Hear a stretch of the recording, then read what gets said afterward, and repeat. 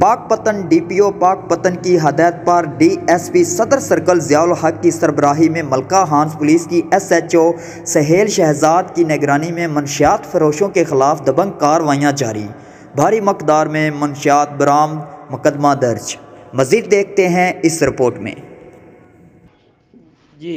تفصیلات کے مطابق تھانہ ملکہ ہانس پولیس کی منشیات فروشوں کے خلاف بلا امتیاز کارروائیاں جاری۔ ملکہ ہانس پولیس نے S H O Sohail Shahzad کی نگرانی میں منشیات فروشوں کے خلاف کارروائی کرتے ہوئے 5 منشیات فروش دھر لیے، جن میں احمد شاہ عرف منشا ولد حبیب سے 310 گرام چرس، محمد نوید ولد اسلم قوم آرائی سے 1640 گرام چرس، عالم شیر سے 15 لیٹر شراب، افتخار عرف کاکا سے 15 لیٹر شراب، سرور ولد لیاقت علی سے 360 گرام چرس پکڑ کر مختلف سنگین دفعات کے تحت مقدمہ درج کر لیے۔